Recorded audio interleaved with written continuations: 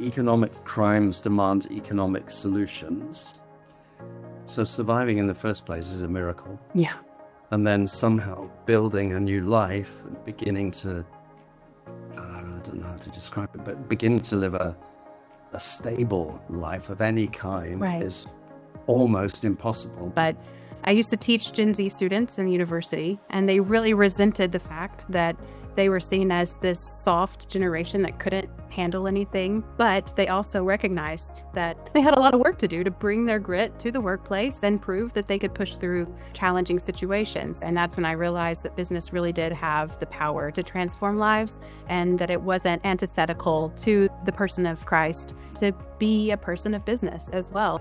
In today's episode, I'm speaking with Dr. Lauren Pinkston, chair of the Freedom Business Alliance. Lauren and her husband spent years in Southeast Asia, where she launched businesses creating meaningful employment for survivors of human trafficking.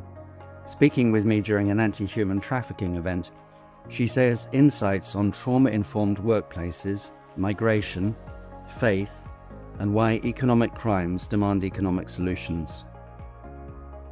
Dr. Lauren Pinkston, is that how you say it? That's right. Thank you so much for being willing to talk to me, and let's just have a conversation. Looking forward to it, Gordon. I heard you say in a talk you gave recently, economic crimes demand economic solutions. And then you went on to say a little bit about this Freedom Business Alliance that you helped to lead, or you head up. I'm the chair of the board right now. I don't know how long they'll have me, but for now I'm I'm there. Yeah, it'd be difficult to get rid of you if you're chair, I imagine. Probably have to vote yourself off. Okay. So tell us a little bit about the Freedom Business Alliance. Yeah, so Freedom Business Alliance was officially incorporated 10 years ago, and it was born out of a desire to have a place for businesses to convene, businesses who were committed to faith-based employment for survivors of exploitation. It is not a faith-based organization, but we are definitely faith-adjacent in our roots and people who help run the organization. But we work in contexts all over the world, some in highly secure areas. And today, the organization has found itself in a bit of a transition season. We've learned so much from businesses that have employed survivors of trafficking over the last 10 years, but we realize that in a world where millions of people are trapped in exploitative work, we need to be engaging the corporate spaces, the corporate employment spaces as well, and healing center practices. So we're transitioning a bit of our work to work with the corporate space as well. So you began serving victims of trafficking largely. Right now, we have about 120 businesses in all continents that are, not Antarctica, the countries that are spread out across the globe, and primarily businesses that directly employ survivors. But we also have partners who are donating a portion of their profits to fight exploitation in some way, or individuals who are safe houses that are helping bridge the gap between rehabilitation and sustainable employment. And I think I heard you say earlier that nobody has accurate data for the number of people who have been who are being exploited, having been trafficked. We have models for that. We have ideas for that. But what we really don't know is how many of those individuals that find their way to freedom are actually re-trafficked. So once someone actually has a pathway out, we do know the UNODC, the Office on Drugs and Crime, says that the majority of individuals who find freedom actually self-liberate. So they find their pathway out to freedom themselves. But our best guess when it comes to recidivism or making your way back into a trafficking situation is quite high.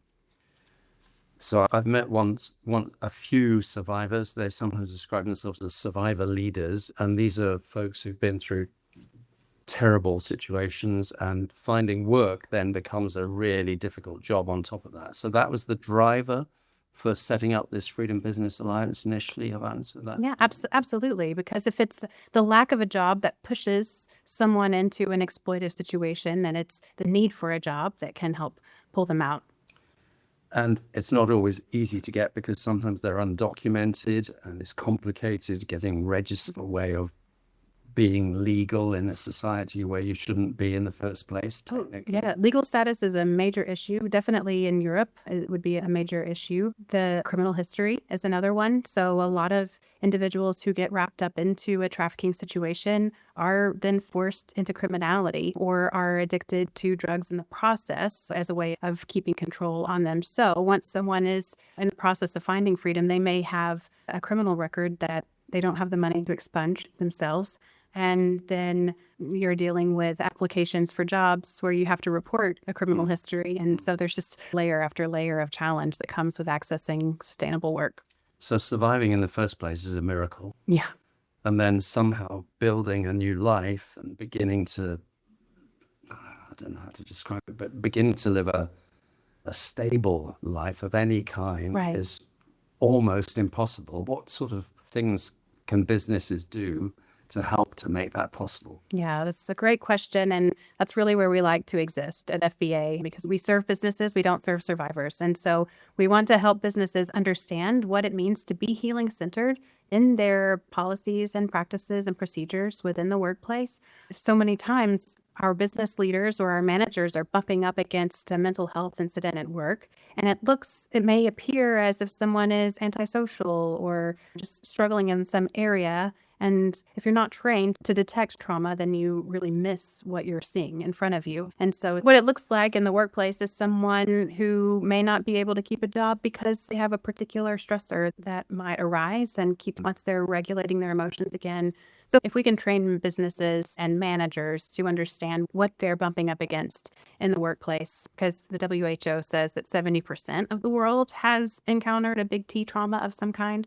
And businesses are bumping up against this, whether they know what it is or not, and whether it's a human trafficking survivor or not. So we want to help businesses become more healing centered in their practices.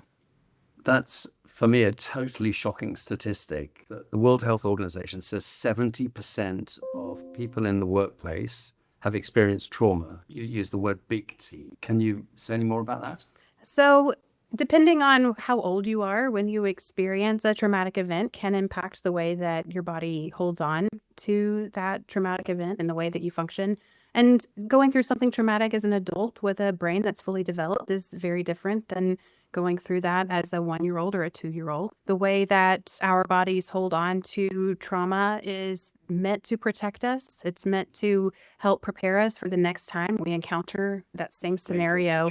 But our bodies don't always know the full context of what's making us feel afraid. And so that can be challenging for survivors. There's also fantastic data that's come out around how at least $1.2 trillion is lost in the global GDP each year because of mental health incidences at work. And so that's an argument you can use when you're talking to businesses about the value of investing in their ease. Absolutely. Absolutely. And we try to talk the language of businesses too, because businesses are bumping up against this with a new generation that wants a good place to work, a place that's investing in them as individuals, a place that is safe, not just physically safe, but psychologically safe. And we're saying if you want to retain your workers, then they'll be a lot more loyal to you if you're a safe and loving place to be.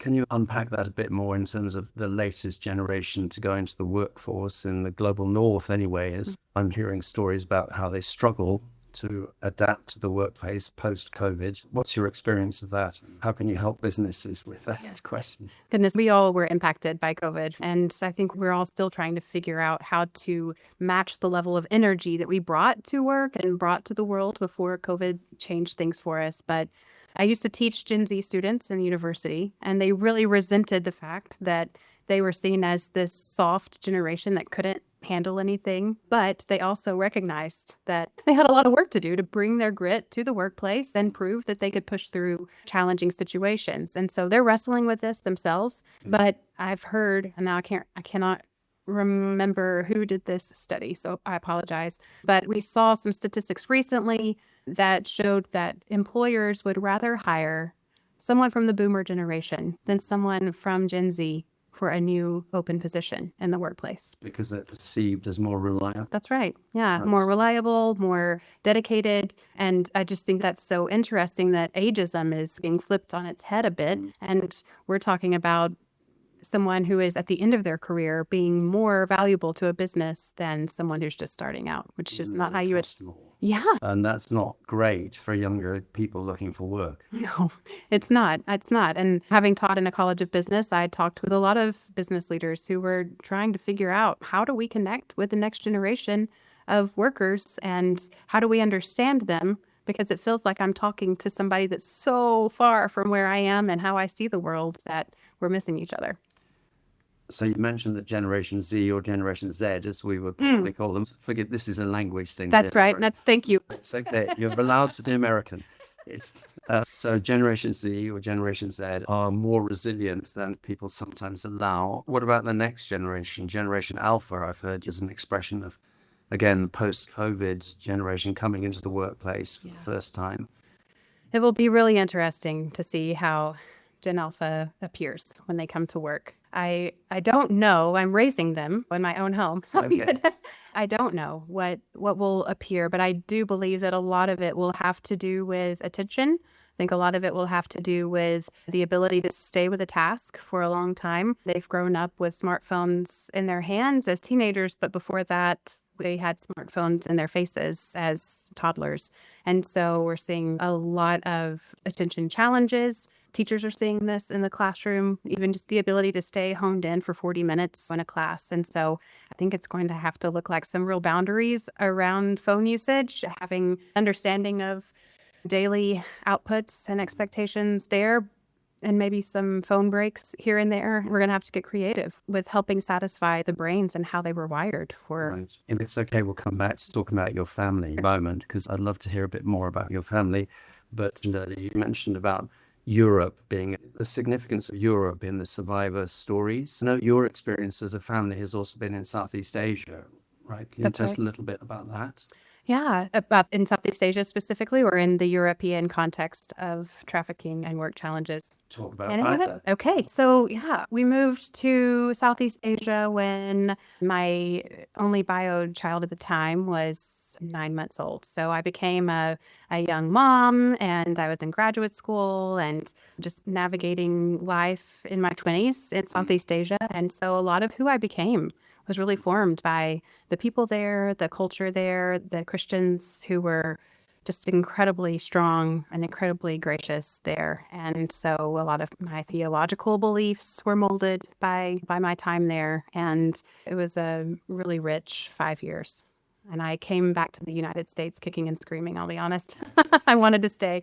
Being able to understand how even trafficking patterns were moving throughout that region, with Thailand being an incredibly powerful economy that was drawing migrants from Myanmar and Laos and all the way across Laos from Vietnam and Cambodia. It was really interesting to watch, and to watch China's influence in the region as well, and helped put some U.S. migration conversations into perspective too. Across the world, Christians are paying a high price simply because they follow Jesus. Some are threatened, some are beaten, some are imprisoned or separated from their families. But even in the face of persecution, they remain faithful. In When Faith is Forbidden, Todd Nettleton shares 40 true stories of courageous believers he has met face to face. Christians who continue to follow Christ no matter the cost. Through this book, Todd wants to share their stories with you so that you can be challenged, encouraged, and reminded that God is at work in some of the world's darkest places. That's why the Voice of the Martyrs would like to send you a copy as a free gift. To request yours, visit vom.org/frontier. That's vom.org/frontier. Get your free copy of When Faith is Forbidden today, and be encouraged by the faith of Christians who are standing firm around the world. Talk a little bit about how your theology was formed in that context. You mentioned that it shaped your theological thinking. It did. And we've seen over the years that the majority of missionaries that are entering different parts of the world are not coming from the United States or from Europe anymore. I think the largest sending country is South Korea now. You can correct me if I'm wrong, but having been raised in a culture that was so proud of itself and wanted as an American church to have this incredible influence on the rest of the world. I think sometimes we enter into other people's contexts without the same type of humility that Jesus entered into Lazarus' home. Thinking about how Christ entered into a context where he was having a significant impact on others, but he was doing it in a place where they were most comfortable, in a place where they weren't having to climb through cultural layers to get to his message. He placed himself in their context in a beautifully incarnate way. And I found that in Laos, when I could enter into other people's spaces and allow them to be people of peace that were hosting me, not because I expected to be hosted, but because that was their nature, to be incredibly generous. We were able to have such rich conversations because I was the one jumping through the cultural hoops and they were in a very natural space. And when I got to learn what it meant to be a person in a culture and a country where Christians were highly persecuted, I don't know that I met a Christian who didn't know someone or wasn't a relative of someone who had lost their life or lost their business due to their faith.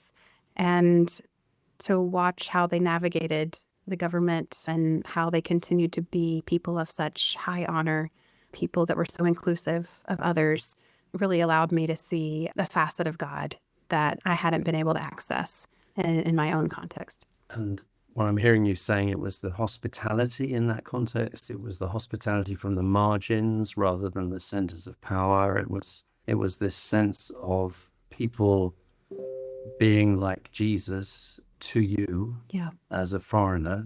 Am I hearing that? That's a huge part of it, right? I'm moving here from a culture that is highly nationalistic in the way that patriotism has been woven into our beliefs and the theology in the United States church that is quite institutionalized. But to watch people navigate their national identity separate from their religious identity was so refreshing. I just learned what peace looked like, what it meant to be a peacemaker in a time or in a space where you are marginalized for your faith, and how they were so committed to that inclusion, not just for their own survival, but because they really believed that. That was the part of Christ that they took on.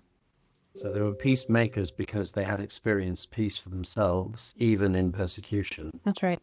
You mentioned about the migration patterns and the narratives about migration. You've hinted at that a little bit now, but you mentioned how very different that is in the United States than it was in your experience in Southeast Asia. Do you want to say any more about that, or would you like to move on to the next? No, we can absolutely talk about that. It's so easy for us to access the issues that are around us, right? The issues that we see firsthand, the issues that become mainstream in our political conversations. And I think that it's important for us to zoom out sometimes and see that what we're dealing with locally is maybe the same thing that others are dealing with. So for me, as an American who was quite familiar with the immigration narrative coming from Mexico and Central and South America, to also see that the country of Thailand was dealing with the same thing as an economic giant. And then for European nations, it's been a big question of mine. How are European nations handling the migration crisis that you are in? You're absorbing so much of the world's migration, and every country is needing to deal with that in a different way. And migrants move to different countries depending on labor laws and what's accessible to them. I just think it's good for us to understand that a lot of countries in the world are absorbing refugees in a way that is unique to them, but that we're not the only ones going through that. Sure. So migration patterns are complex and they're global. Within that, you've got the 140 million approximately forcibly displaced. Actually, the vast majority of those are either in, and again, that's something we as Europeans need to be reminded of, that we're part of a complex, messed up world, and our narratives are only one part of a much bigger story. Absolutely. And every story is so unique and so difficult. And as advocates, it's difficult to stomach the fact that every story will not end well and that we can't solve every problem that we bump up against. A few weeks ago, I was managing a case with a man who had left Haiti because it had become not safe for him anymore because of the connections that he had. And so his presence, even with his family, had made it so that his children were at risk because the gangs around his neighborhood had continued to push in. And so he was able to get across the border into the Dominican Republic and then was able to secure a temporary stay visa in the United States. But with the new presidential administration. Those temporary stay permits were rescinded. And so he was having to leave. And we're looking, if he goes back to Haiti, he's dead on arrival. And if he stays in the U.S., he will never be able to get citizenship status here. And so I turned to Uganda and I thought, okay, what is Uganda's policy on immigration? I was like Googling for the UNHCR, like where are good places for people to move at this time? And yeah, there are a lot of countries that are absorbing the world's refugees. Uganda and Kenya are two of those in East Africa who are absorbing. How do you process all that pain, Lauren, especially when you, as you said, it doesn't always work out, does it? And don't know everybody's stories, but we know enough. We encounter enough to experience some of the personal pain. How do you cope with that? I do have a great therapist. And the majority of my husband and I and my kids, my two older kids, I joke with them that I don't have any money for them to have a car when they're 16, and I haven't saved any money for their weddings or for their university, but hopefully they'll be the most emotionally secure people when they get ready to get out on their own, because we have invested in their mental health. I don't know how you rub up against justice-oriented work without being tethered to something greater than yourself. And I don't know how you find hope for tomorrow without knowing that God has always been there in some of the darkest times in history. And so really looking back at history and looking at how dark things have been in the past helps ground me and helps steady me and helps me to recognize that if it was good enough for Miriam to bang her tambourine on the edge of the Red Sea, and if it was good enough for Abigail to go and save her people by meeting David on the side of the mountain, it's good enough for me in 2025. So you hang on to Christ in the light of all this historical experience, right. Scriptural experience in a sense then. You bring a degree of emotion and personal engagement to these issues. You also bring academic excellence. Remind me again what your doctorate is, Lauren. Yeah, it's in international family and community studies, and nobody knows what that means. And I don't know either. It was an interdisciplinary degree. It was fascinating. Everything from international human rights to social engagement on different issues, community development. So I usually just call it community psychology. So that equipped you professionally or academically for what you're doing, but then your life experience is equipping you emotionally. Your therapist is helping, your family is keeping you sane. Yeah. So talk to us about your family for a while. Yeah. My husband and I have been married for 16 years. We met in Bible college, and I've been apologizing to him for the last 16 years that he married me. I was like, did you know what you were getting into? He says that I'm like a pressure cooker and he's like a crock pot. We just approach life very differently. But I think it's helpful to have a balance in your home, and he's very steady. So he's the steady to my crazy. We have 4 kids, 14, 11, 7, and 2. And so 2 girls and then 2 boys. And they were born all over the world. So we have an adopted daughter from Uganda, and so she has 2 passports. We have a son born in Bangkok, so he has a certificate of birth abroad, and we have 2 that were born in the States. They have incredible little stories, and it makes it really interesting for us as a family and sometimes lonely for them now that we're back in the U.S. in a rural area trying to find who their people are. So they have identity questions beyond the normal identity questions that kids are going through. Especially my 11-year-old who left the U.S. when she was 9 months old. She was in international school. They had an international day, and I said, Eliza, do you want to wear your red, white, and blue? And she was determined to wear her Ugandan dress that she had gotten when we lived there. She said to me the other day, Mom, I think it's so cool that when people see me, they don't know that I'm not Asian. And I was like, oh, honey, I'm pretty sure that people know you're not Asian when they see you. She's pretty white, pretty obviously not Asian, but that's her internal culture. So different than her nationality. So we're navigating that every day. She's navigating that. So, and your 14-year-old was adopted, you said. Can you tell us a little bit about that process? So she was 6 when she joined our family. We adopted out of birth order, and we weren't planning to adopt internationally. And then she was your second child. She came second, even though she was older. Yeah. And my youngest was 3 when we moved to Uganda, and then we adopted a 6-year-old. And we have 2 sisters. You see these beautiful videos of these adoption days that will make you feel so moved. And that is not at all what I felt on that day that our oldest came home with us. I just felt terrible that we were ripping her away from everything that she knew. I felt just so heavy for her. And her case was really clean, and it was a unique case where there were no living relatives that could be located. But still, I've been apologizing to her for the last 9 years that she had to go home with these crazy white people that made her eat Mexican food on the first day that we went to a Mexican restaurant, and on the way home when we were in Kampala from court, and just all of the things that she's been exposed to since then. And she's so incredibly strong. She's so incredibly brilliant. We are so close, and our desire to be connected to our families it's just so strong. And for her, I feel my role as a mom is not to make her feel that we are replacing any part of her generational heritage, any part of her racial heritage, but that we are just placeholders and offering a place for her to be. And we've always joked, like, hope we adopted you on day one, but you get to adopt us whenever you want to, if you choose to. What do you mean by that? Yeah, she didn't get a choice. When she was 6, she didn't get a choice about who was coming to adopt her. And she didn't get to choose that she was being moved around the world. And I never asked her to call me mom. I never, demanded any type of allegiance to our family or to our family name, but have been very clear that when she's ready, or when she wants, and that came soon, but to just say, this is what it means to be a part of this family. It doesn't mean that you look like us. It doesn't mean that you share our DNA, but that you share the honor that it comes with wearing this name. And that's all we ask. I was trying to remember the name of a book written by a friend, just found it. Adoption Through the Rearview Mirror and Learning from Stories of Heartache and Hope by Karen Springs. She's connected with the World Without Orphans movement, and it's a really helpful book. It makes the point that you've just made about it not all being sweetness and light and there being tough science to it.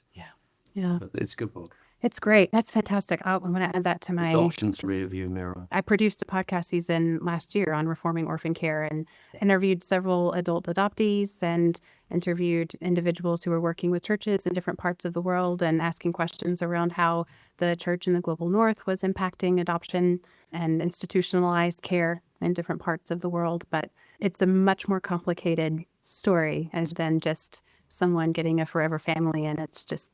they're so lucky. What were some of your main lessons from that series? There's so much money that's being dumped into institutionalized care. And the majority of the time, I don't know why it seems easier for individuals from the global north to make assumptions about orphans in other countries or in struggling economies. But most people in the UK or in Germany or in the United States are not orphaned with absolutely no family.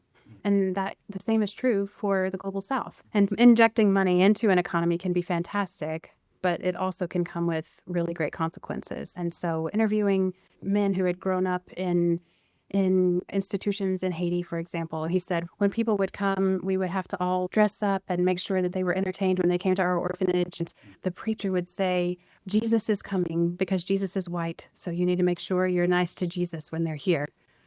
And this was funders, basically. Oh, yeah, absolutely. And so just the way that white skin was equated with a theological power is so dangerous, right? And so just hearing stories firsthand like that and hearing about the numbers of dollar amounts that are being invested into orphanages and how institutionalized care really has long-term impacts on children, attachment issues, and things that can't easily be undone. We're back with the same themes of money and power and being at the center of the places of power rather than the margins. But having said that, you are trying to help businesses that are hopefully successful businesses to think differently about receiving people who have been on the margins. Do you have any encouraging stories from that space about where it's working, where it's better than it could be, or it's better than it used to be, or yeah, absolutely. signs of hope? Yes, there's such incredible businesses and business leaders who are so committed to their communities. They're so committed to their immediate neighborhoods in a way that I think has transformed some counties or some states in a way that is just so incredibly positive. I think about Timothy Keller's book, Every Good Endeavor, that he wrote with Catherine Leary Alsdorf, and they make the case that work is righteous in the way that we are moving our hands and moving our feet and encountering God through the ways that we use our hands. And I think that's true. And it just offers so much dignity. When one of my kids was in international school, some missionaries came through and she came home one day with these brand new shoes. And I was like, where did you get those new shoes? And she said, oh, the missionaries came and they were giving it to all the poor kids today. So I got some new shoes.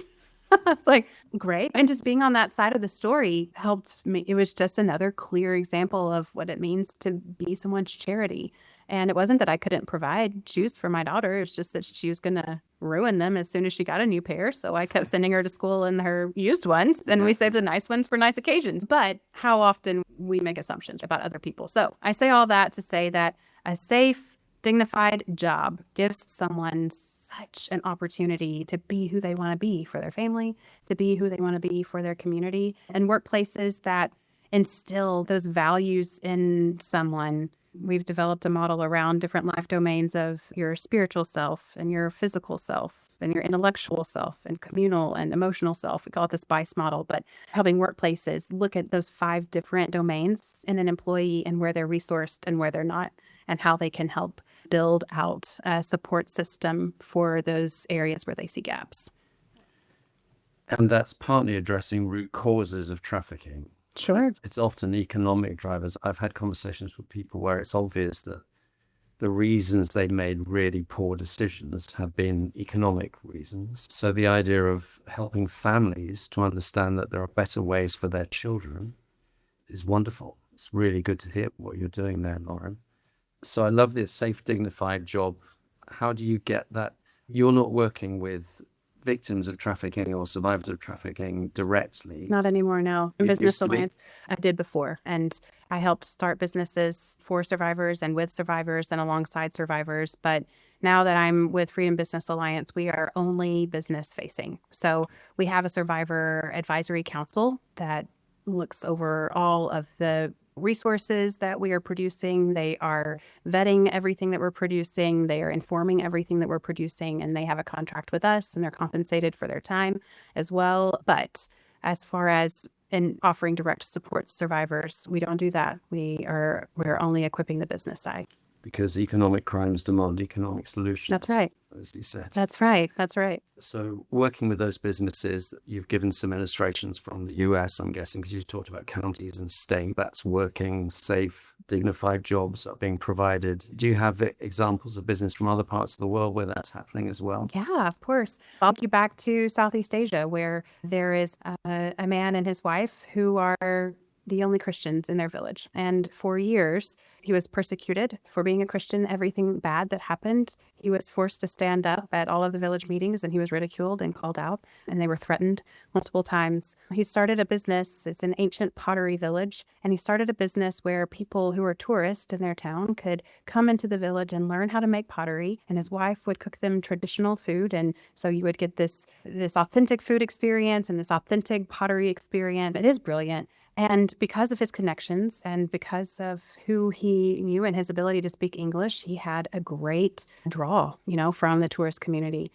Because of who he is and because of how his faith informs what he does, as you start to make your way into his home in this village, you walk by all of these other little vendors who just have these tiny little pieces of pottery set up. And he says, you don't need to buy anything from anyone. If something interests you, please, we would like to support everyone in our village. And talking with him over the years, it's become clear that because of the economic power that he's brought to his village, he's now found favor with everyone in his village. No one's ridiculing him anymore. And even those who had ridiculed him in the past, he continued to bring honor to the history of their village and making pottery. And now he has this thriving enterprise that everyone is benefiting from. And so that is a way that he's reflecting his faith values, his human values. And it's a beautiful example to me when I think of how business has the way to really transform. It glorifies Christ and it benefits his whole community and probably the wider community around as well as they watch him doing that. And Absolutely. tourists at least foreign tourists coming in. Yeah. So the knock-on impact, you just never know, do you, of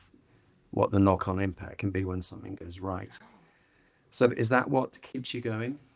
Yeah, I ran away from business because I wanted to be a good Christian, and I thought I had to be poor. I was like trying to live the Beatitudes. So Poor in spirit means not having it was just really bad theology. I'm going to be honest, but I was like, if I'm a school teacher, then I won't have a lot of money, so I won't be tempted by money. And then I married a doctor. I was like, okay, we're going to live overseas, so we're going to be supported by a church, so we won't have money. And then one church came, and then they funded our entire salary for 5 years. And in my prayers and in talking with the Lord, it was like, why do you keep pouring all of these blessings on me? I'm trying to be poor. I'm trying to run away from them. And he's like, if you would just multiply them, I think I gave you a parable about this. If you would just multiply them, then we could do so much together. And that's when I realized that business really did have the power to transform lives, and that it wasn't antithetical to the person of Christ to be a person of business as well. God created business. God has so much to say about business, Scripture, and there's so many ways that Scripture can be redeemed if we allow it to be. And so it's given... business can be redeemed. Oh, that's true. That's true. Yeah. So I sleep better at night now, fixing my theology. Because you've understood that it's the love of money that's right. The root of all kinds of evil, not money itself. That's right. Money is simply a tool that can be used for good or for evil. That's right. And it's used, the economic crimes demand economic solutions. I'm going to go for those economic solutions. Yeah, because we can pull a woman or a man out of a traumatic experience or an exploitative experience all day long, but that just creates a vacuum for the next person to come in and fill their seat. And so we're going to be in that endless cycle unless we go upstream a bit and figure out how to create jobs for people before they find themselves in that situation. Lauren, thank you so much for being willing to go upstream a bit for some of the most vulnerable people on the planet. Dr. Lauren Pinkston, Economic Crises, Crimes Demand Economic Solutions. Federal Business Alliance is your way of addressing that right now. And thank you for doing that. And thank you for talking to us. Thank you for having me, Gordon. This was a fun conversation. Good. Thank you for joining us on today's episode of Faith Without Frontiers. I hope you've been refreshed, stimulated, encouraged, and inspired by the conversation, perhaps even challenged. If you enjoyed today's episode, then please subscribe so that you don't miss the next story of faith in the series. And do consider sharing the podcast with friends, colleagues, or members of your church community. Until next time, may the Lord bless you and strengthen you as you serve Him wherever He has placed you.